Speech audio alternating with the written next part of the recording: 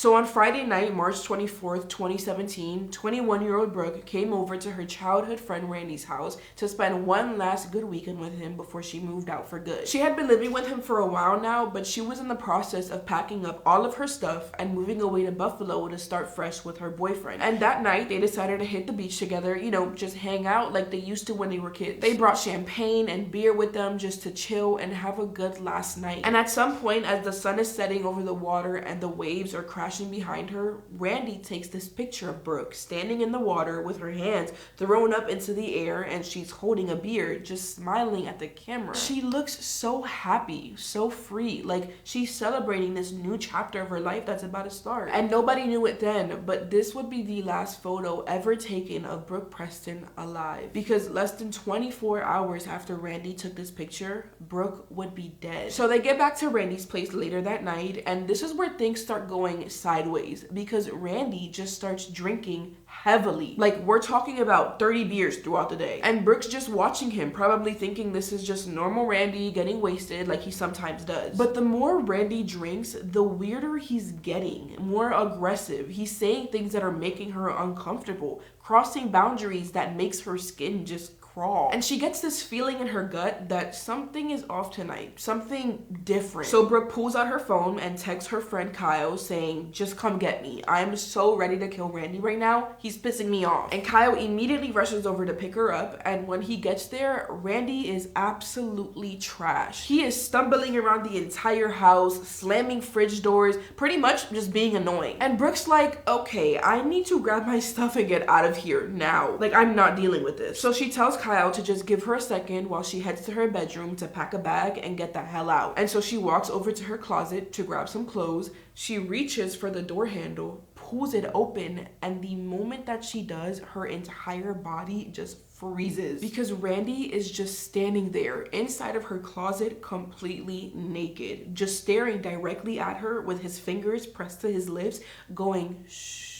And in that moment, she doesn't scream, doesn't say anything. She just backs away from the closet, grabs her phone, and she practically runs out of that house directly towards Kyle's car. And instead of spending the weekend with Randy, she just decides to stay at Kyle's place that night and leave to Buffalo the next day, because after that stunt that Randy just pulled, there is no way she's gonna stay under the same roof as him. But the next morning at around 7:45, the day that Brooke would lose her life, she wakes up to a text from Randy. He's basically asking her to come over again before she leaves for Buffalo, because he has a t-shirt that he wants to give her for a friend. Just a simple favor, right? Just come grab this t-shirt really quickly before you leave town forever. And Brooke's probably thinking, okay, he's sober now. Last night was just drunk Randy being an absolute idiot. So at around 8:35 a.m., she heads over to Randy's place. She walks inside and sees Randy in his room. He hands her the t-shirt and she goes up to give him one final goodbye hug. But only 14 minutes after Brooke walked through that front door, neighbors hear this blood-curdling scream coming from Randy's house. It was Brooke screaming for her life, fighting and clawing and desperately trying to get away from somebody that she thought she could trust. And that's when Randy claims that his eyes suddenly snapped open to finding himself standing over Brooke's body covered in blood,